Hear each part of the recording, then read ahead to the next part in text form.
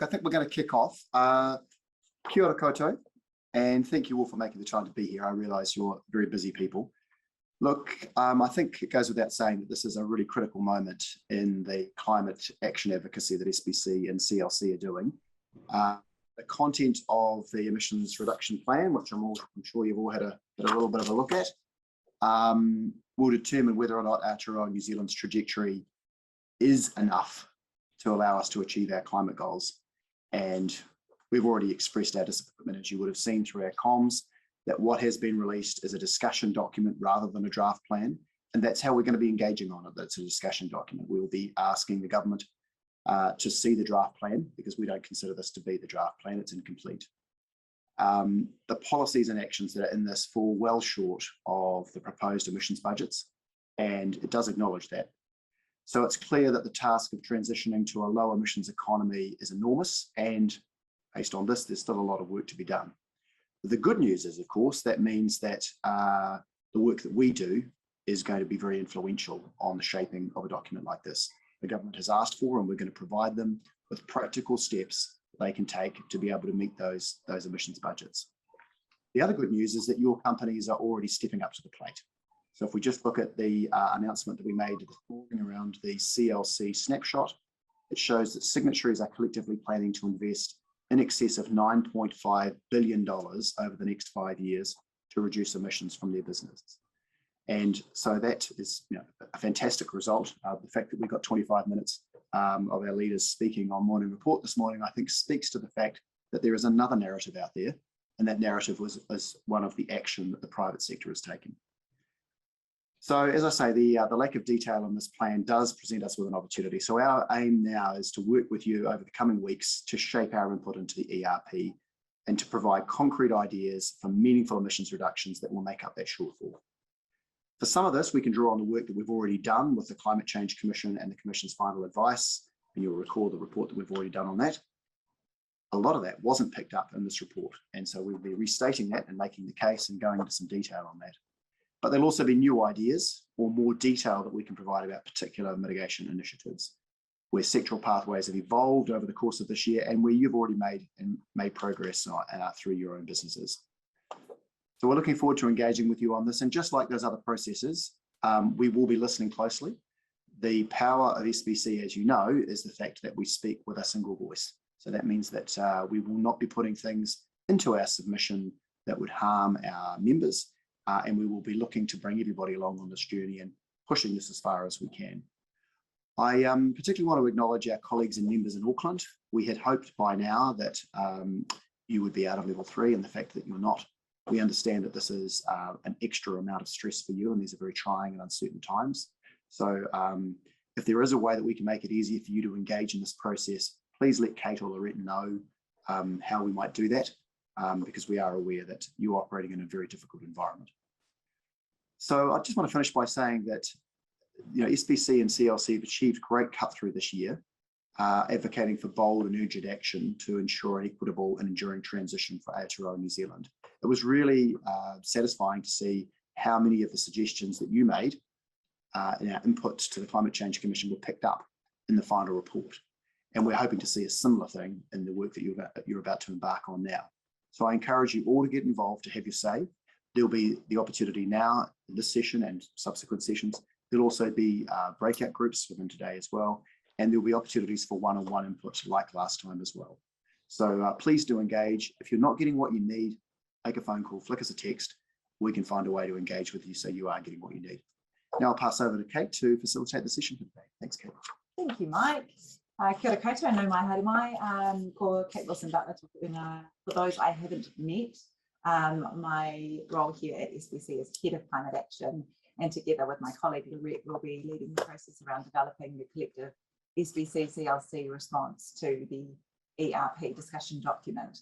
It's really exciting to be getting started on this process with you all. It's been a long time coming, so it's great to see you on the call today. So I'm just going to start with a few comments around how today's session sits within our overall process of developing a response to the discussion document, what today's session will look like, and the approach that we've taken to our initial analysis that we circulated on Friday. So in terms of the overall process, we will be following a fairly similar one to that which we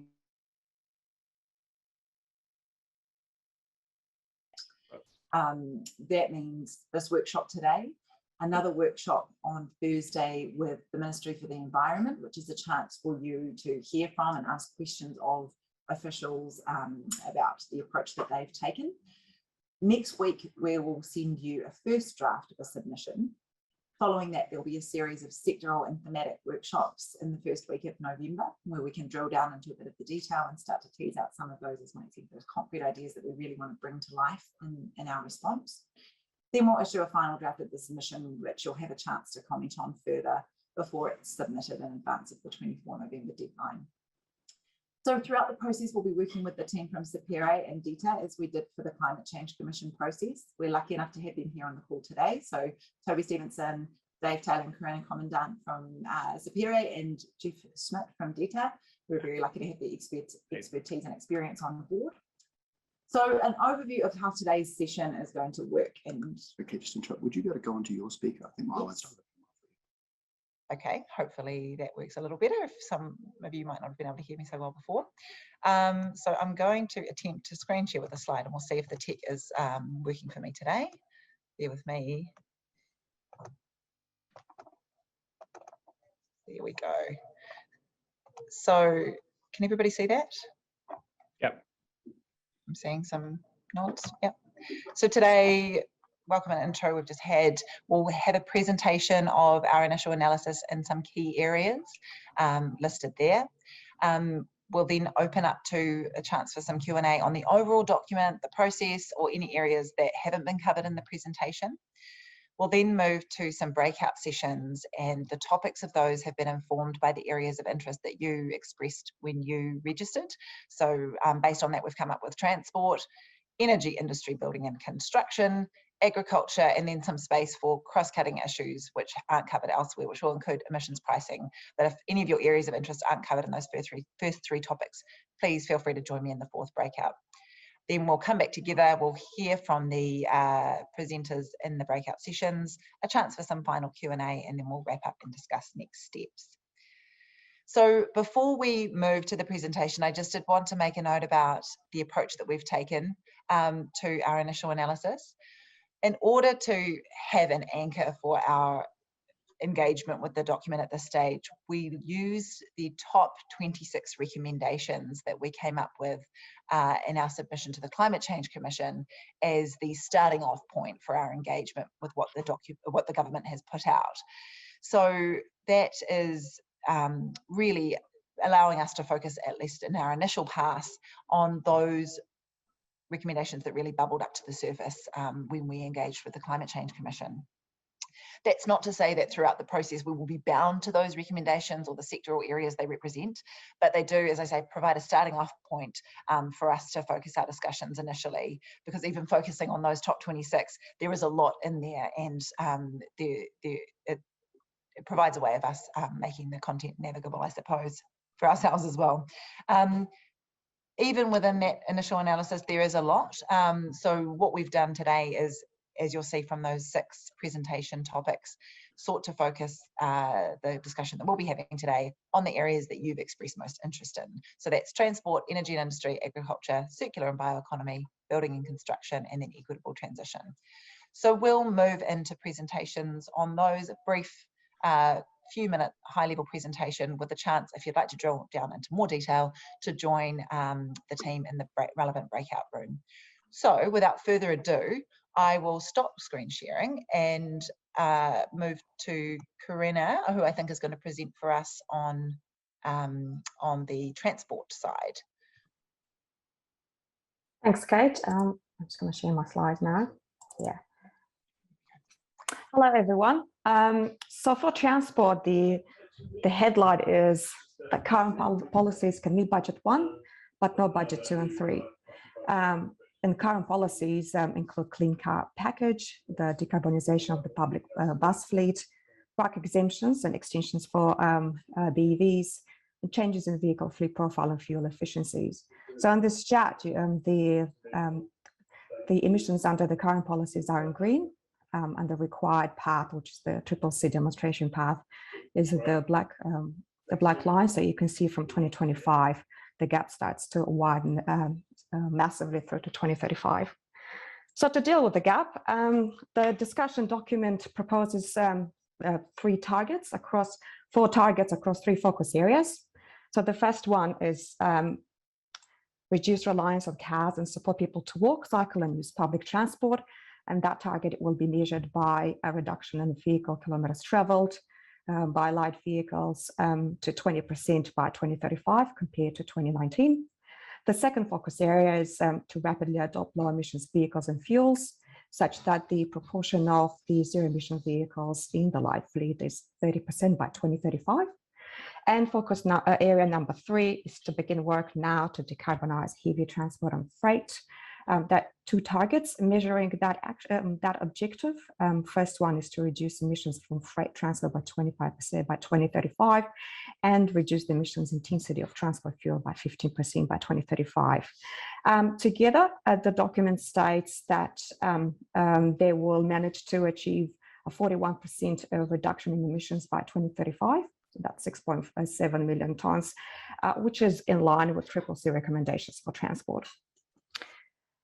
In the next few slides, I'm just going to provide a quick summary of how the actions supporting those targets in the ERP document compare with what SBC has said before.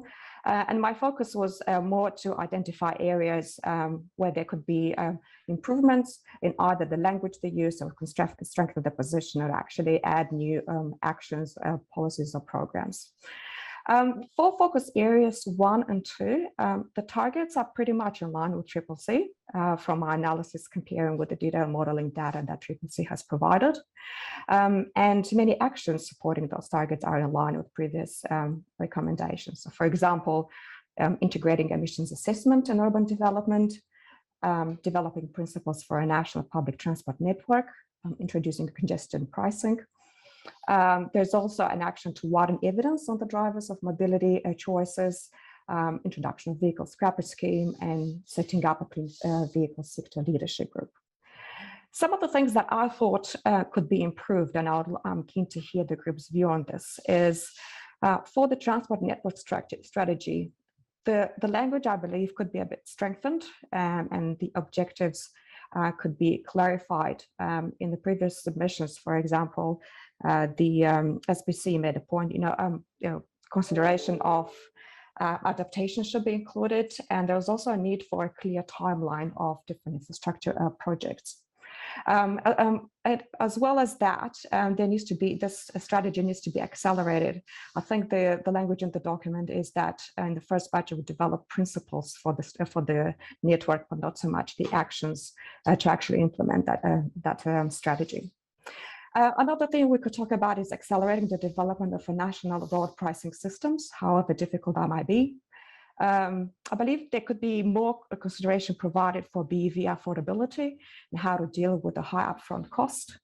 Perhaps greater recognition of alternative low carbon options rather than just battery electric.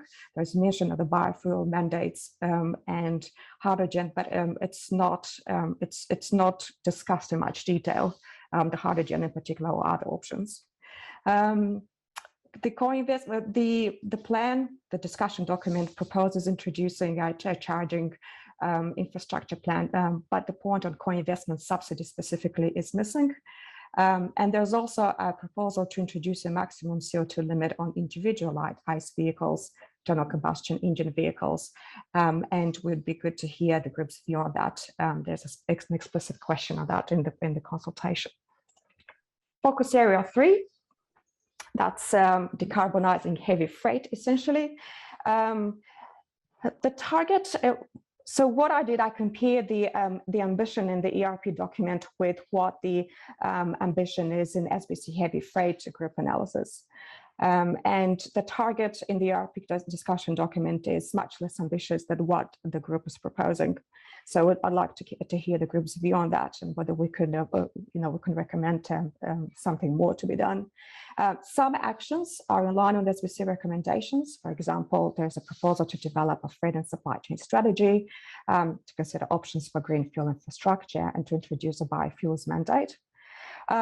Things that could be improved. For the freight and supply chain strategy, perhaps there's a role for placing targets for mode shift.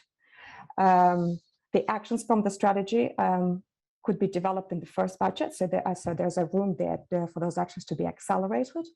And I think there's a room for greater recognition of existing efficiency improvement opportunities in the fleet. Other things, there's no explicit recognition of electrification opportunities across all modes. So that's trucks, but also marine and perhaps rail. And it would be good to look at battery options and hydrogen, so electrification options. There might be a role to strengthen the role of biofuels as a transitional low carbon fuel. So there is a mandate introduced, but the SBC heavy freight group pathway is actually stronger on the role of biofuels as a transition fuel. Also, the idea of placing this whole discussion of biofuels as part of a holistic bioeconomy strategy, that is missing from the document. I think there might be a discussion on explicit policies to implement SAF over and above what is included in the document. So the specific consultation questions are: do you propose the targets, the 4 targets? Do you support the actions associated with the targets? Do you support a time limit on ICE light vehicles entering, being manufactured, assembled in New Zealand? And any other views that I would like to share. So I would go through these questions and more detail in the breakout session. Wonderful.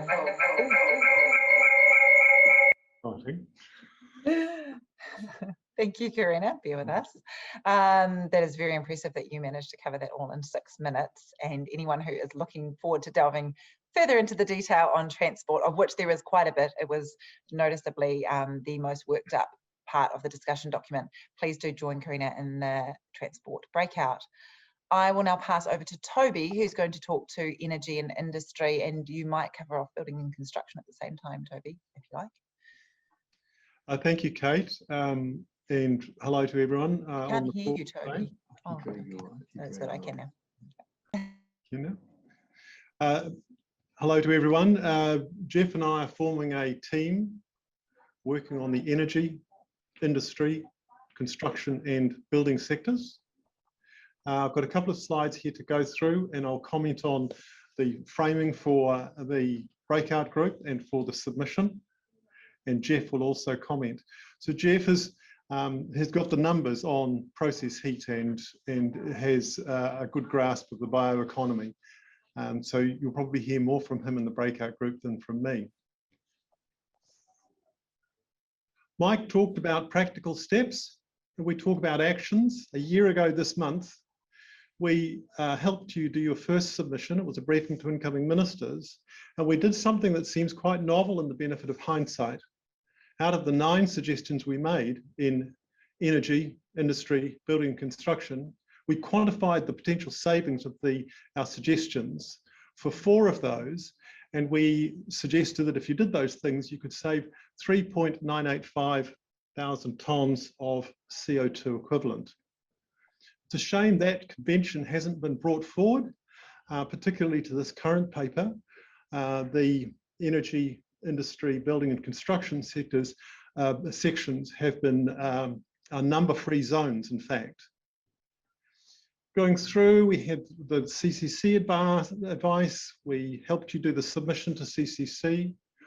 And just looking back at those suggestions that we first raised a year ago, 5 of them are still picked up on: the renewable energy target, setting a date to phase out coal use for process heat, coordinated bioeconomy, and the merits of more energy efficiency. But it's quite frustrating how little substance there is, even though those ideas were represented all the way through the CCC and now into this paper. There were three things we discussed in particular: the warmer Kiwi homes, Neighbours NZ, and the energy performance certificates. They are mentioned in the current paper, but again, there's no sense that they will be filled with ambition. And of the remainder, the current paper doesn't even pick up on what we were talking about in those previous submissions we helped you with: the challenge of replacing natural gas in North Island industrial processes, barriers to renewable investment in electricity networks aren't picked up on now. And in fact, we had talked, in your submissions, you talked a lot about partnerships with the private sector. Now they're asking the private sector for help, but there's still less of a sense of partnership being expressed. In fact, in the submission to the Climate Change Commission's draft advice, there were 5 headline recommendations, and 3 of those I imagine, will remain unchanged in the submission that we're about to help you with. Transitioning out of process heat, building a bioeconomy, and significant scale up of energy efficiency. It's going to be a bit of deja vu. Hopefully the writing will have more numbers and more ambition. Talking of ambition,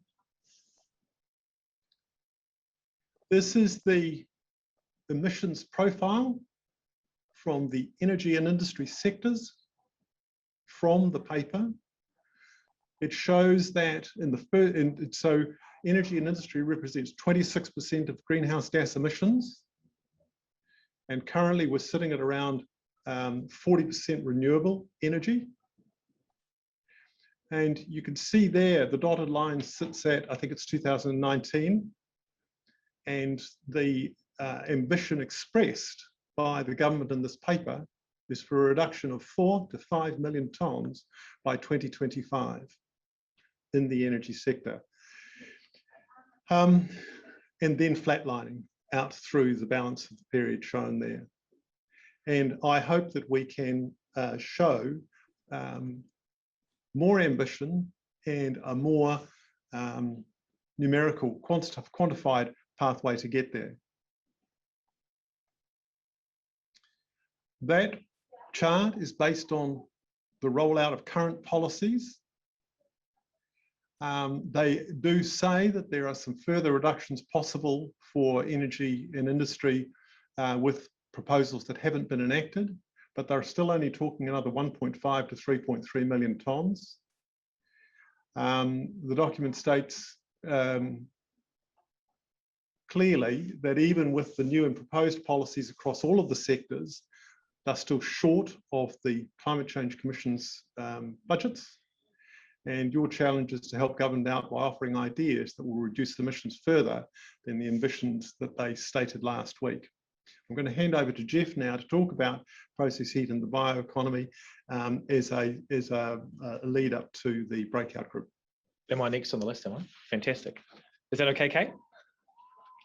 Cool. Hey, thanks for having me, guys. Nice to be part of the team again. So across transport and energy and industry, we've spoken about the bioeconomy quite a lot, and that was a concept that we pushed forward as part of the previous submission to CCC. Over the last few while, it has picked up a lot of momentum outside of, oh, that's better, outside of just our forum. It's getting far broader, and it's great to see there is some recognition of a bioeconomy in the consultation document. There isn't, as has been alluded to by Karina and Toby, there isn't a lot of detail in this.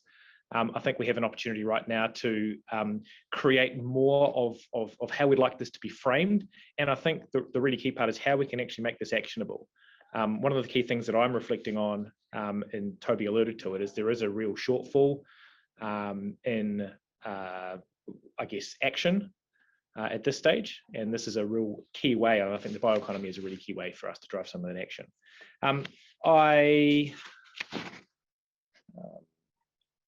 The other part, I guess, aside from the bioeconomy piece, we're talking a lot, I guess, at length about that, but it's really part of a circular economy conversation. Just to be clear, the reason we're coming back to the bioeconomy piece as part of a circular economy conversation is that's the part that has a real carbon element to it, as opposed to, I guess, a product utilization piece. It's not to say we won't have that conversation, and certainly happy to have that, but just want to be clear about why we're talking bioeconomy as part of the circular economy piece. Yeah, but the main key role I wanted to get across here, and the conversation that I was really keen to have in the breakout, is that the bioeconomy as a concept is something that touches everything, or can touch everything if we'd like it to touch everything. So I'm really keen to get your feedback on how much you think it should touch, and what is in the bioeconomy, and what stuff that we perhaps shouldn't touch at this stage. So really keen to talk about the bioeconomy in the breakout with E, I, B, and C, energy, industry, building, construction. A word on Right. process. Shall I talk about process heat? Sure, happy to talk about process heat. As an engineer, I have been playing with some numbers, as you can appreciate. There's a lot of conversation in the document around the success of the GIDI fund as one of the key mechanisms that has delivered outcomes so far, and I think that has delivered some really good outcomes for those customers who've managed to take that up. And I'm really keen to have a conversation with the wider team about how we perhaps could do more with that. I've got two observations from the document and from my experience with GIDI that I'll just sort of leave with you for a moment. The first thing is, I think GIDI is great for a scale of project. There are limitations, as those of you who may or may not be aware, there are limitations to how much capital you can access per project and per business. And so that limits the really big wholesale changes that you might like to make or might be able to make for some of these larger customers. So maybe have a bit of a think about, if you're a large user, does GIDI actually work for you, or do we need to frame that in a perhaps a different way? But the second piece I really wanted to talk about, and again, GIDI is $70 million, and certainly that's a significant sum of money that is being invested into industry directly. But the level of savings that it has generated across the first two rounds are about 3% of the overall carbon emissions across the sector. So it's a great start, but obviously if we're going to hit the numbers that we need to hit, it needs a bit more horsepower and a bit more push behind it. So there were two numbers that I just want to leave with you for consideration before we step into the breakout groups. Fantastic. Thank you, Jeff. A great taster for Jeff's breakout group there. So I feel like we're working through the discussion document in order of detail, because transport was an incredibly detailed, well, relatively detailed piece. Moving right through now to Lorette, who's going to talk about agriculture, which I think received a grand total of 4 pages. So Lorette, do you want to talk us through what was covered in agriculture in the document? Yes, that's right. So my overview is going to be significantly more brief, covering the 4-page agricultural chapter. So I won't share my slide. I'll leave that as a surprise for those that join my breakout group. But I guess the key things that I would like to overview is, so the two key recommendations in the emissions reduction plan relating to agriculture is one relating to R&D, so to accelerate the development of mitigations through research and development plan, and the second is relating to improving the delivery of extension services. So the first point in terms of the R&D picks up on one of our key recommendations on agriculture that we put in our submission to the Commission, and one that we're also pursuing actively through a agricultural research group, looking into and significantly increasing R&D for agricultural related emissions. And the second point to extension services, but the area as part of one of our key recommendations was the recommendation to amend and replace the current 2050 biogenic methane target that's legislated, so that's your 24 to 47% target, with a specific level. And so that is, the Commission was silent on that, and so is the ERP, so there's nothing further in that space. But looking more generally to the emissions budgets in general and the deficit that comes to that, along with looking at the agricultural chapter and the significant focus on R&D rather than key areas in which we could reduce emissions now, I'd like to sort of delve into in our breakout group what sort of things, and from an agricultural perspective of our members, could we be advocating for that could be achieved within the first budget or budget period, or even looking out to the subsequent two.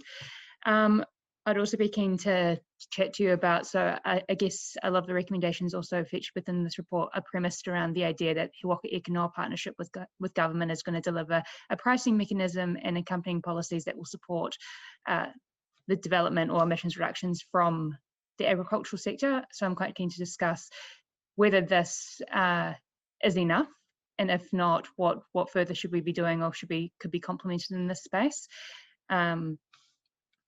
Yeah, and so those are probably the key areas in which we will touch on in our session today, along with branching more into not just on methane, but also into nitrous oxide, and looking at practical solutions that we can recommend in this submission now.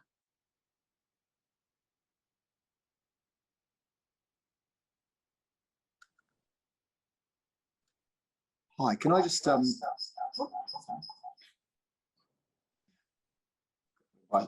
each other at the moment. Just a couple of comments from me on this one. I suppose I just want to reinforce some of the stuff Lorette's just said. The first piece is that this is the most profoundly disappointing chapter in the entire document.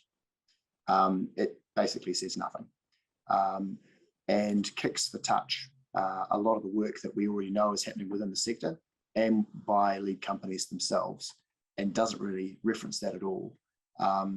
So this is the chapter that we think needs the most work. The way that we've structured this, as Lorette's just said, is to say that we've taken this offline and we're doing a specific piece of work that will pitch to the government some ambition. That I think will be well received. Certainly that's the feedback that we've had both at the ministerial and at the CEO level. And obviously we will make sure that is led by the companies within SBC and CLC within that sector. Having said that, a summary of that will also sit within the ERP document so that it is complete. So if you think about this as a kind of a breakout piece that we do in parallel to this, the timing for the two documents is the same so that they land at the same time. And we're doing a lot of preparatory work at the moment with government so that these land well. But to be very clear, ambition at the moment is not, we're not seeing ambition in this space. And the view of members within SBC is that we need to be a lot more ambitious.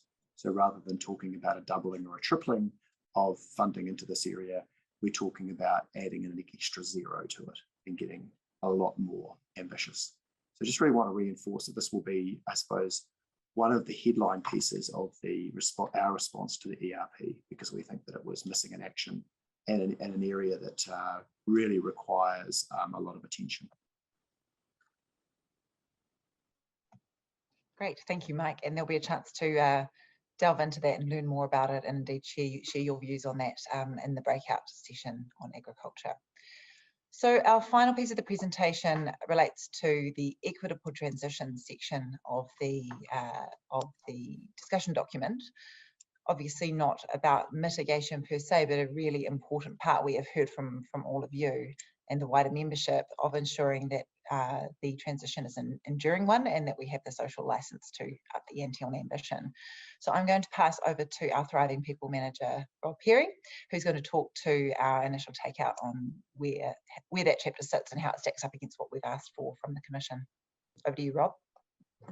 Thanks, Kate. And I'm going to start off with the good news. I think the first point to note is it is really good to see that the government recognises the need to develop an equitable transition strategy to drive a transition that is both fair, equitable and inclusive. That was a key recommendation of the Climate Change Commission and something that we strongly advocated for in our accompanying submission. In terms of some of the ingredients that we would expect to see in a comprehensive strategy, firstly, that strategy must be grounded in a shared vision. And that shared vision needs to provide a concrete articulation of the future that we all can work towards. That vision needs to be built bottom up rather than just from the government in isolation, which is the case at the moment. And from that vision can then inform the strategy development or the critical steps, the concrete policies and tangible actions needed to bring about that vision. From our perspective, to be successful, the strategy must be systems-based. And by that, I mean our thinking and decision-making and our policy development must be integrated, recognizing, as Kate said, that climate mitigation is but one, but a critical driver of the equitable transitions. And that integrated thinking needs to be informed by a clear understanding about the opportunities, burdens, costs, and the benefits, and how they're distributed regionally across different sectors and across different generations. And finally, we are expecting to see more inclusive and participatory processes for decision-making that support an ERP to be co-designed with government alongside business and other stakeholders and social partners, and also in partnership with local iwi and Māori, given effect not only to Te Tiriti, but also applying to Kangamāori.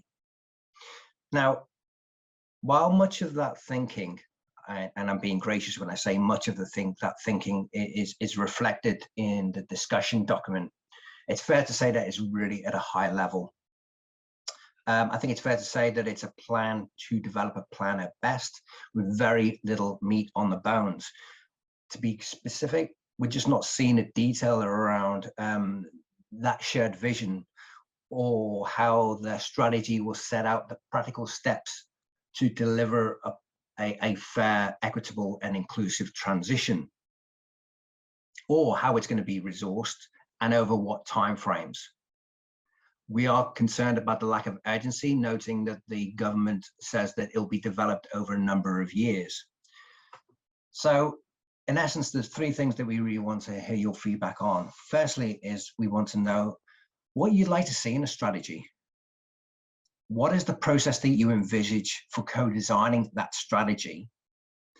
And without wanting to put all our eggs in the strategy basket, we also want to hear from you about what are the critical issues that you're already starting to see on the ground, so we can help shape concrete practical actions that we can get on with now, in parallel to developing the equitable transition strategy to support business lead an equitable transition. Back to you, Kate.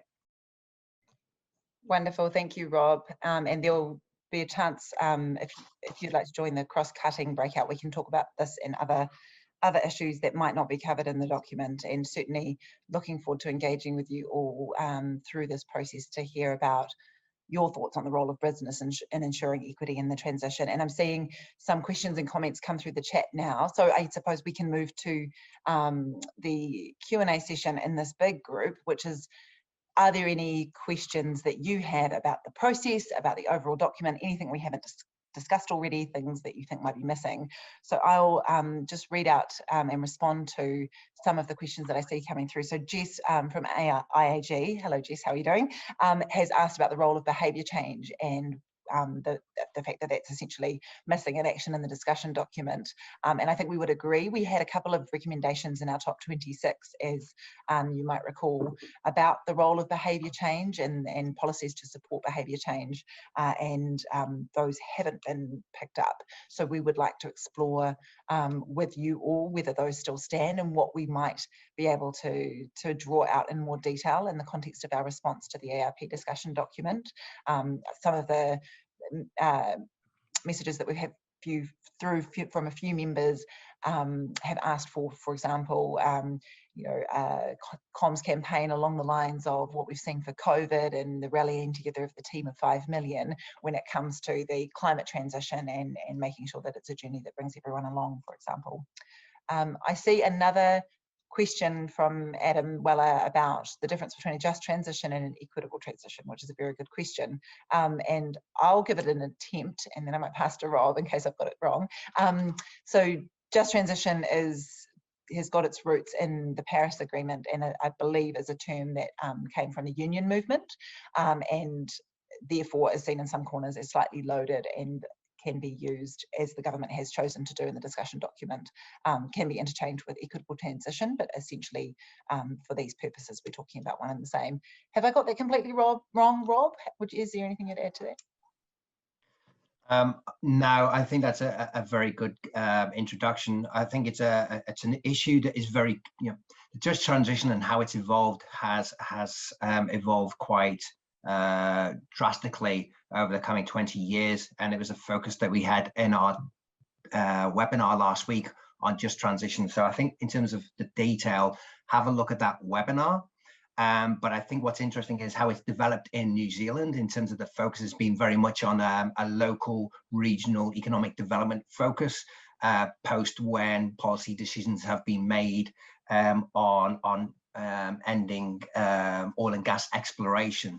And what they're talking about in an equitable and fair transition is very much how you have more of a collaborative approach to those policy decision makings from the outset, in terms of what are some of the challenges, what are some of the responses we can put in place, and then how can we transition collectively, empowering those most vulnerable and distributionally impacted to prepare for that transition. Great, thanks, Rob. Are there any other questions on the overall process, the overall document, before we leap into the breakouts? Saul, sorry, just saw your question now. You've asked a question about what about the other areas that are missing, such as oceans blue economy and carbon sinks? Good question. Those aren't areas that we addressed in our submission to the Commission, which is why we probably haven't revisited them in the context of our initial analysis. But this response will be your product as members. It will be a collective product that we develop together. So if there are areas that you feel aren't represented that should be, we want to hear about those, and we want to work with you to develop that content. So thanks for raising those, Saul. Wonderful. We have another question coming through. Andrew Eagles. Hi, Andrew. A just transition or an equitable transition. There's a great new paper from Professor Mick Jack setting out that retrofitting our existing homes to lower carbon standards reduces the peak load demand. New Zealand faces by 50 to 75%. This is also a great lower carbon play, as we often draw on coal to cover this peak load issue. Can send the paper, please do. Please circulate that. That would be really wonderful. And that is exactly the kind of messaging and example that we would love to draw through in the submission, so that we can relate back some of the mitigation measures that we are proposing to how we might ensure that this is an equitable and enduring transition. So that's a really wonderful example. Thank you for sharing it, Andrew. All right, Jess, you've come up with another question. Thank you for your engagement. Mike is going to take this one, so I'll pass over to Mike. Thanks, Kate. Hopefully I'm not going to get... Really failing time. Okay, Jess, that's a really good question. Look, I think last time we did engage... Oh, sorry. So the question is, are we planning to just follow the same engagement process as last time, or can we ramp it up and get our CEOs to engage collectively with government on this to make super clear how concerned we are about lack of ambition? I think that's right. We will take a different approach this time, Jess. We'll run this process in parallel to the process of leveraging the leaders within the group a lot more, because had it been, I suppose, what we had expected, which is something that was sort of 80% there and needed a bit of tweak on the side, I think we probably would have just followed the exact same process. But given that it's underwhelming and that there's a lot of questions, more questions than answers really, about what the final version will look like, I think it is important that we mobilise our CEOs to have that collective voice, both from the SBC side and the CLC side, so we make it very clear that we're not considering this to be a consultation. This is us engaging in a discussion, because they've described it as a discussion document. Therefore, this is just a discussion, and basically they're just picking up some ideas from us and bringing it into their document. We want to see the draft. Now, at the moment, that is not part of the process, and we'll be pushing very strongly with that. And I think having the CEOs fronting on that and making it very clear and being very vocal about it, that actually something that's as significant as this needs to be consulted in its entirety. So we need to see the complete draft rather than what is essentially a work in progress. So completely agree with your point, Jess, and we'll be speaking to you and your CEs more over the next few weeks about how we roll that out. Thank you, Mike. I'm seeing Saul is sharing some wonderful links in the chat. Thanks, Saul. We will capture all of these reflections and the links too, so that we make sure that we're capturing all the information and reflecting it in our submission. Are there any other questions at this stage before we move into the breakouts? Not seeing any hands. Have I missed anything? So with that, we might then move into the breakout rooms. And just a reminder, before we do that, the topics are transport, 1, 2, energy, industry, building and construction, so the issues that Toby spoke to before, and I believe that's going to include a cameo on bioeconomy from Jeff. And then we will also have agriculture, and then cross-cutting issues that aren't mentioned elsewhere. So that will include emissions pricing for anyone who is interested in that. So Yurika, if I could ask you to start, open up the breakout rooms, and I believe it's, you just nominate which one you'd like to go into. Yep, they're open now, so just you can assign yourselves, and if you're having any issues assigning, just let me know and I'll help.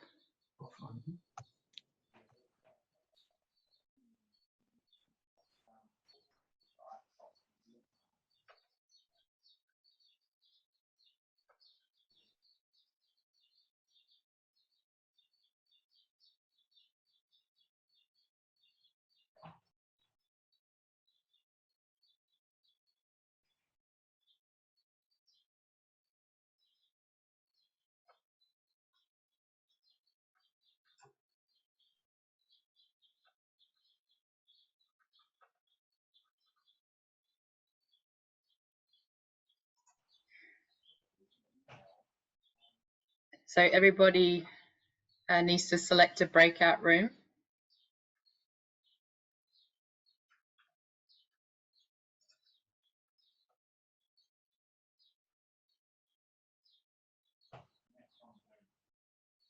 All facilitators.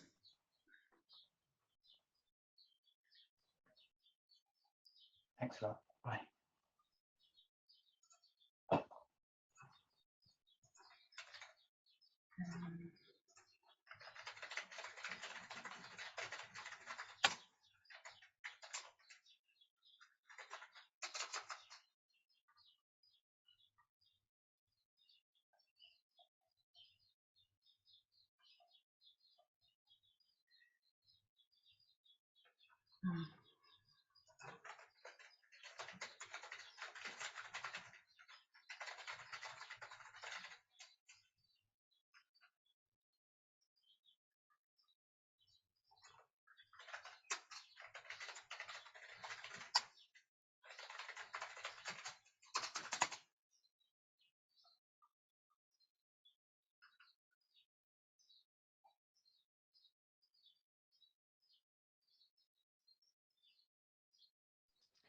I'm Emily and Kate. I'm going to head off now because it looks like everything's working fine. This is Jay, and I've got a 1 p.m. meeting.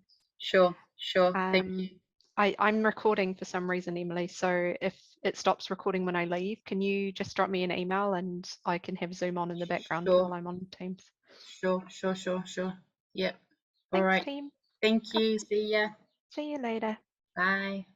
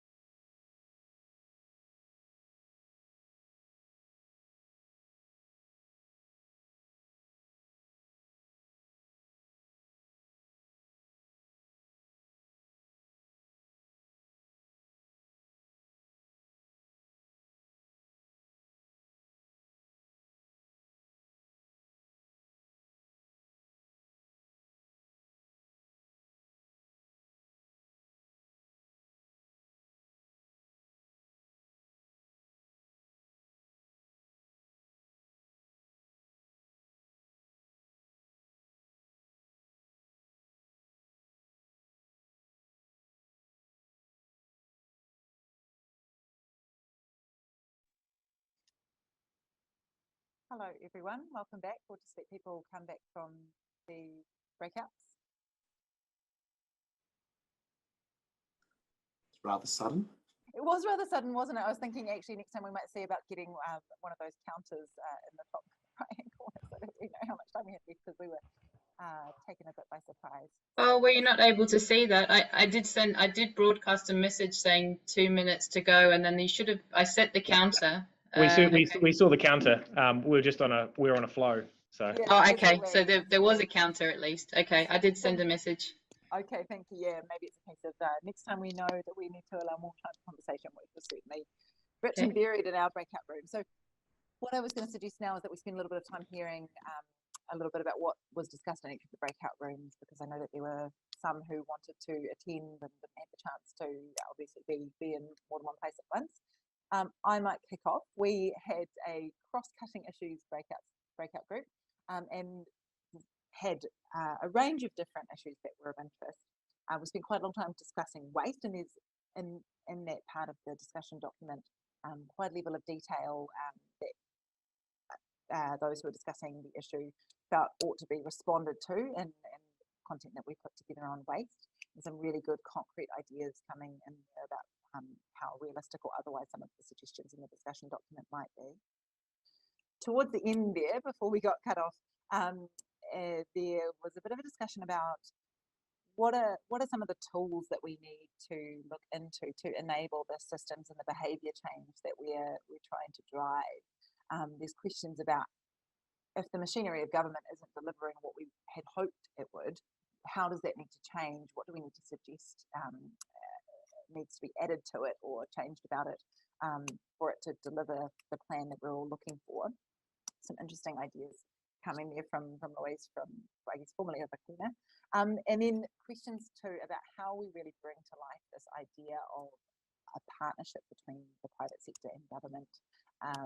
There's a lot in the document about everyone having a role to play, and much is made of the role of the private sector in achieving the emissions reductions that we need to see, but not a lot of detail, of course, on what that looks like. So some starting to explore, but we didn't really have much time, some ideas about how that might look in practice. And I think it was interesting, but we didn't get time to talk about ideas around carbon pricing, in particular around what sorts of land use we're incentivising through the ETS, how to achieve this, a bit more certainty around the forward carbon price and the role of offsetting and different kinds of offsetting. So I think it would be great to be able to take some of those conversations offline, because there's obviously a lot of rich material there. It would be great to explore. So I might pass over to Toby to give a summary of what was discussed in your breakout room. Hi, thanks, Kate.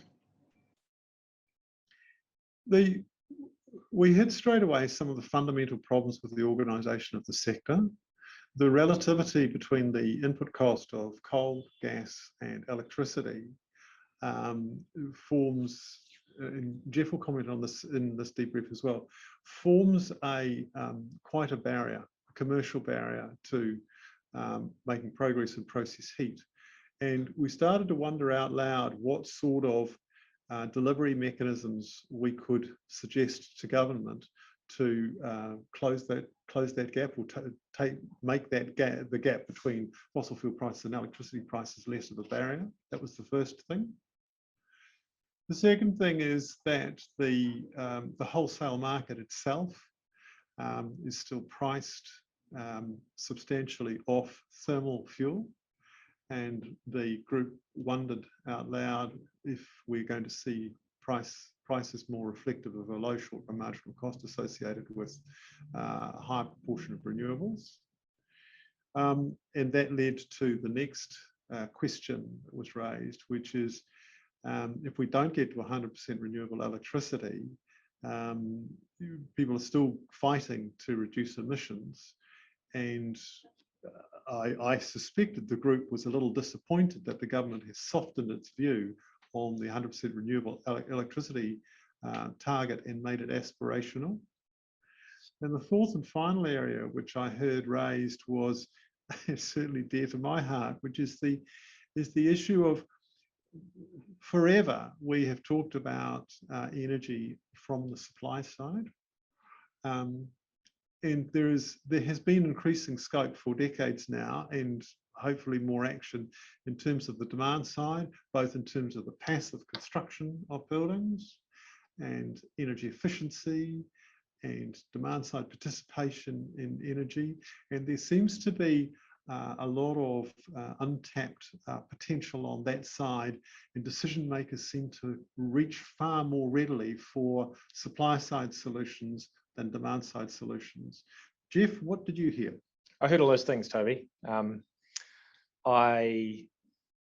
don't have anything else to add, to be perfectly honest with you. You stole my thunder, you thunder stealer. Yeah, no, that economic piece was, I guess, the bit that resonated with me most, and that's again the economics of the transition. And again, I've spoken a little bit today about GIDI and process heat, but even with some of those subsidies, the additional cost and I guess risk of future energy costs are still it's still difficult for businesses to take that leap. So that mechanism as GIDI isn't all that's necessarily needed.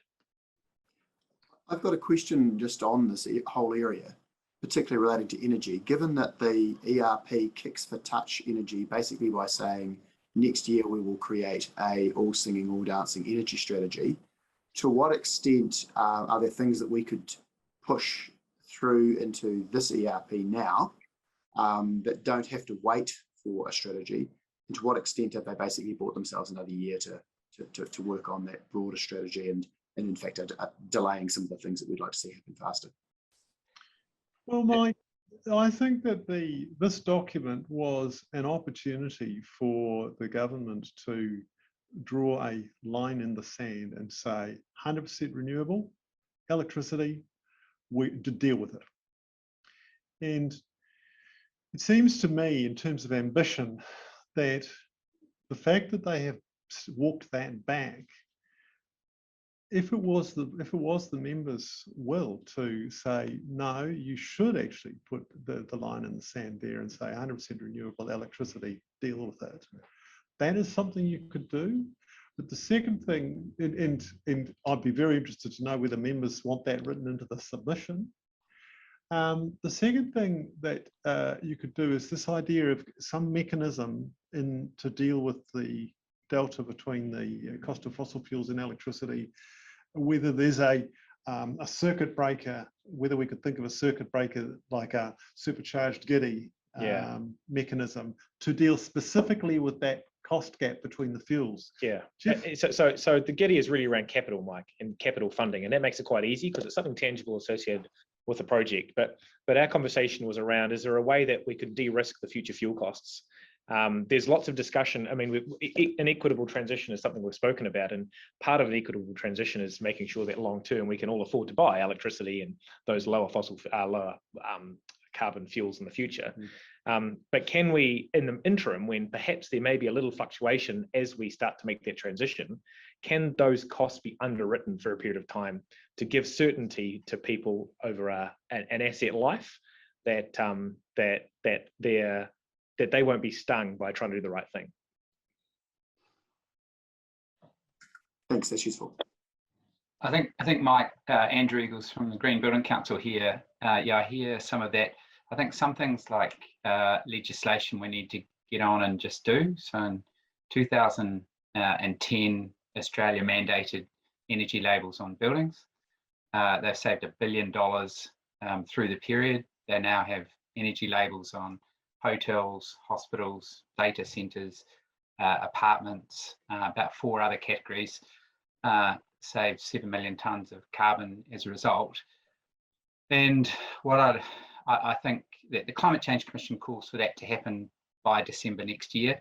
So I wouldn't want to wait too long for that to happen. I think if we need legislation this term, we should still call for it in our response.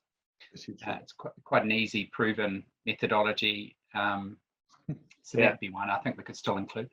Yeah, I think with Neighbours has been referenced in previous submissions, Andrew, and I definitely think, I mean, I know Neighbours is part of it, but that's certainly something that will, it'll easily make the cut, for a better word. And I'd agree with you. It's very sensible.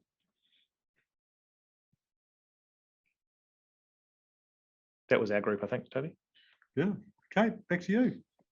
Thank you, Toby and Jeff. That's wonderful. And I see there are a few questions and comments coming through the chat. I might park those for now and move to Karina to give a readout on what was discussed in transport. Thanks, Kate. We managed to talk about in more detail around actions and targets for increasing walking and cycling rates and increasing the uptake of low emissions vehicles, but ran out of time to discuss the freight section, which I think is quite important. So I think next time in the next workshop we'll start with that. Anyway, but for what has emerged from what we did manage to cover. The group agrees with the National Transport Network, but it needs to be accelerated. At the moment, the language is around building principles in the next 5 years, and that's just not fast enough. A nationwide pricing system, even though it's complicated, I think we stand by this recommendation. And another point is around making sure that the mode shift decisions don't just focus on urban areas, but also allow into regional travel. For the low carbon vehicles, there might be an option to consider ways to increase uptake of electric vehicles by corporates. So perhaps look at any issues around procurement policies or other barriers like how the vehicles are being charged day versus night, and also EV smart charging. So there's still this range anxiety that might be a barrier to the uptake in the corporate fleet, where it seems to be an opportunity for uptake to increase. The group agreed with a time limit on internal combustion engines, and in the previous recommendations that was linked to how the changes in the fleet composition evolve. The proposal for a CO2 limit for individual vehicles, which is something new, there wasn't a disagreement with that. So I think we'll say it's okay for now and then see how the discussions evolve. On a tax system review, more urgency needs to be placed on that. At the moment, the timeline looks like the review will be done over the next 10 years, and that's just not good enough. For the freight freight emissions reduction, what we did manage to cut, and I think it's a really important point, is that it's actually not so much about targets, but how do you support the uptake of the low emissions vehicles across trucks, coastal shipping, aviation and rail? These are really complicated questions, and the document doesn't go into enough detail, doesn't give any specific actions with regards to that. The message is that it appears that the decarbonization is framed in terms of penalties rather than incentivizing the uptake of those fuels. So this is an area where I think there's a lot that SBC can say, and I think we'll need to flesh out this point more in the next workshop sessions. But for now, in the first draft, just this point will be included, and then we will further elaborate as discussions carry on. That's all from me, Kate. Thank you, Karina. That's really useful, and yeah, a lot to cover in transport. So there'll be a chance to delve into a lot of the detail of that when we have the transport-specific sectoral workshop further into the process.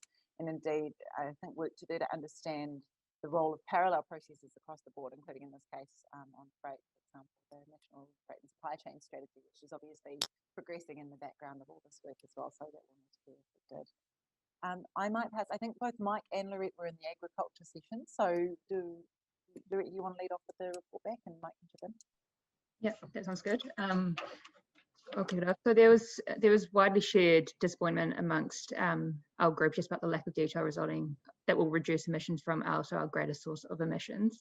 However, there was also acknowledgement from more of an optimistic perspective, or a trough half full perspective, that with a dearth of information comes an opportunity to influence. And so whilst we were all in agreement that there is, with the government, that we do support the recommendation for enhanced R&D, it's just not to the scale projected by the government. So what we would like to see is significantly greater investment in R&D across both agricultural and nitrous oxide emissions.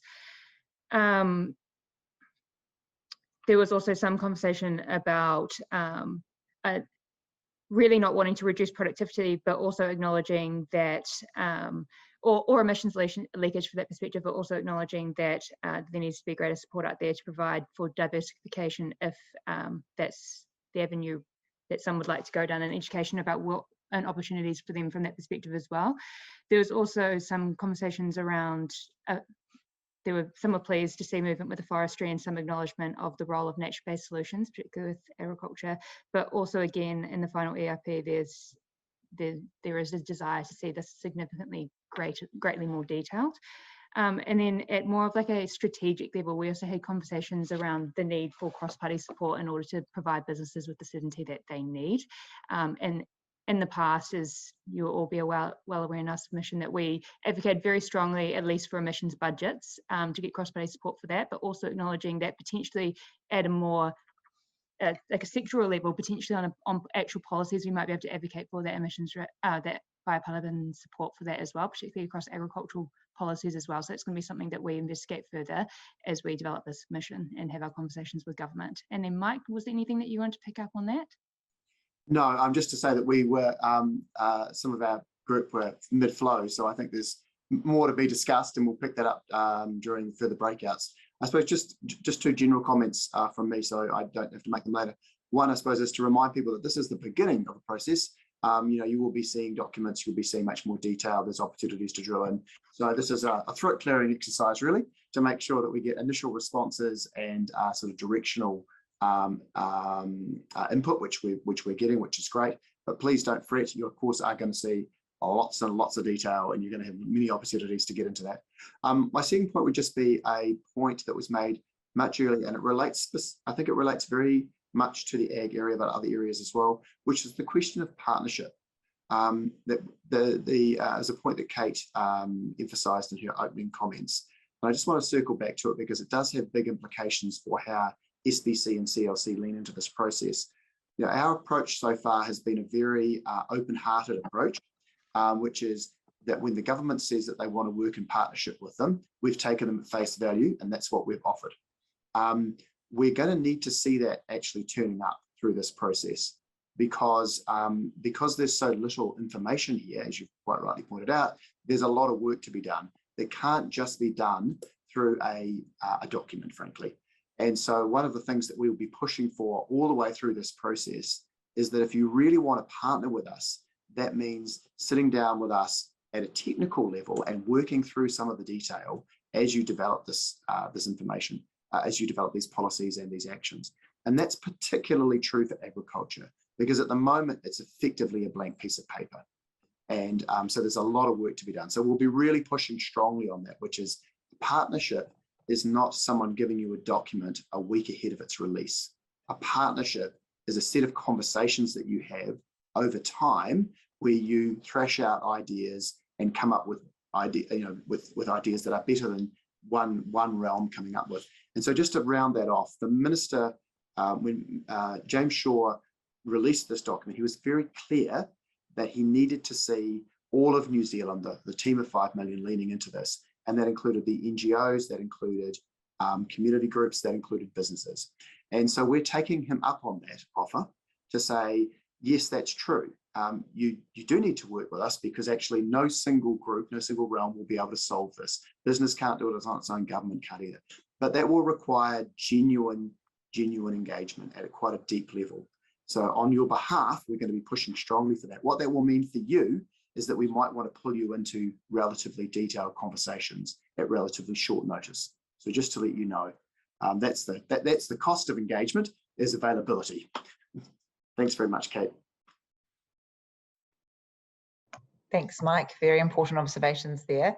So I'm seeing a few, some good conversation, a few questions starting to come through the chat. So I'll start to work through those by way of moving to our final Q&A. So if you do have questions, observations that haven't yet been raised, please either put up your hand or put them through the chat, and we'll use this last little bit to draw those out. So there's a bit of discussion happening about the role of demand side management, and a few observations in the chat, and a question from Hamish White, which I might push to Toby. How does the government take some of the burden off business to facilitate demand side management? Oh, and I suppose I've got 30 seconds for that too. Exactly. There has been an enormous amount of work in the electricity demand side management that is struggling to come to the surface. They have a whole advisory group, the Innovation and Participation Advisory Group, and we've been involved in a series of papers on DER as well, distributed energy resources. For some reason, the Commerce Commission and the authority are not bringing that stuff out and lowering the barriers. As far as a broader energy demand side management is concerned, again, it seems to be very slow because people are orientated towards the supply side. But I will develop that in our draft submission.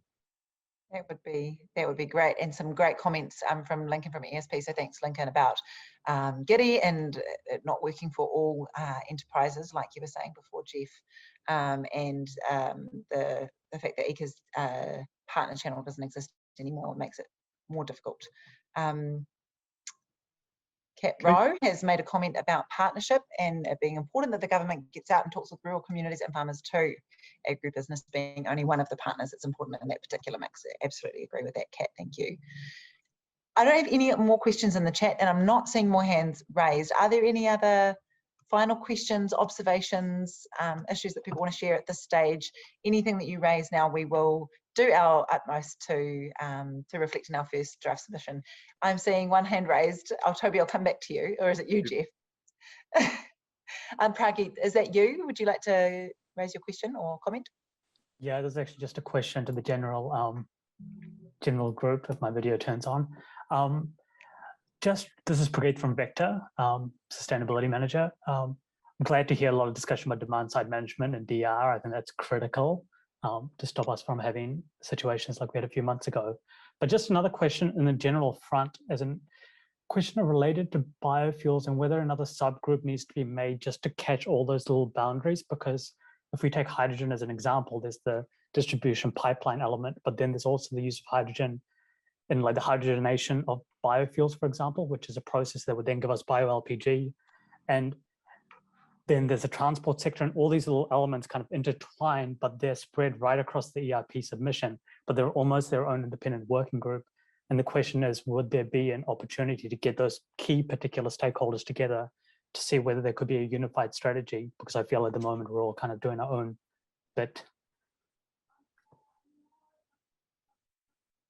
Really good observation, Prageet. Thank you. We can definitely look at that and draw those strands together. I think there are a few areas in the discussion document where there are threads of an issue that touch on different chapters that could be usefully brought together. I had Toby and or Jeff's hand up, and then I had Mike. So I'll pass to Toby first. The group is welcome to follow up with us by email to bring the questions. I had wanted to hear what Prageet had to say, and I'm glad we got that question out now. So people are welcome to send us individually or through Kate and SBC.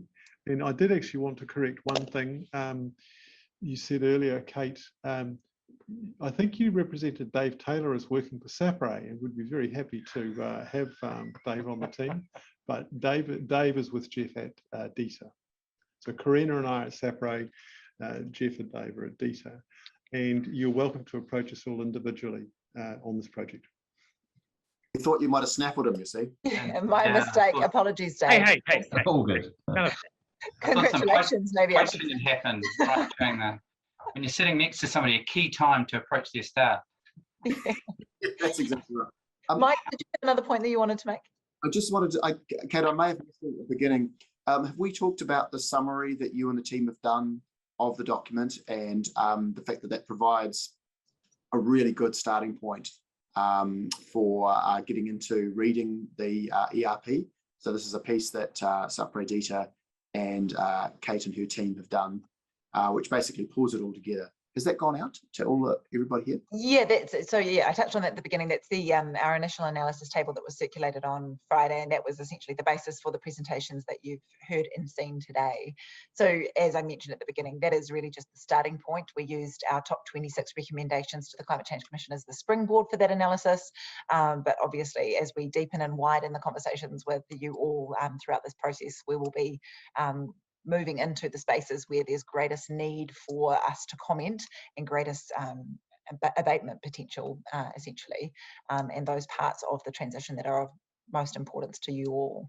So if there are no more questions, and I'm not seeing any, I might move to wrap up and everyone can have a few more minutes of their life back this afternoon, maybe go and eat some lunch.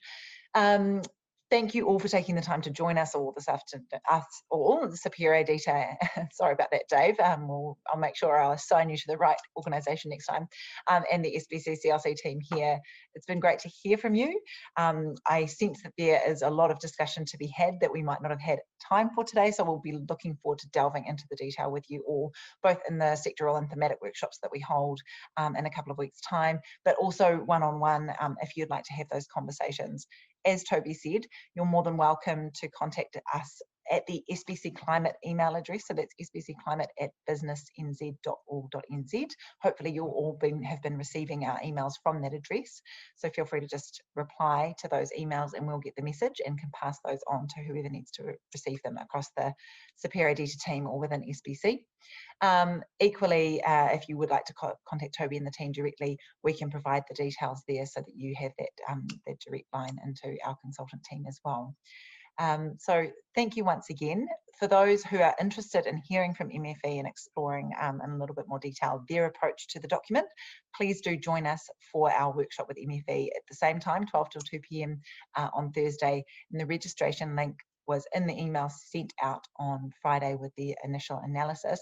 If you don't have that or can't find it, I did pop it in the chat, and otherwise feel free to get in touch with us if you need the link and can't find it. So thank you all and have a wonderful afternoon. Bye-bye. Thank you, everyone. Okay, Tim.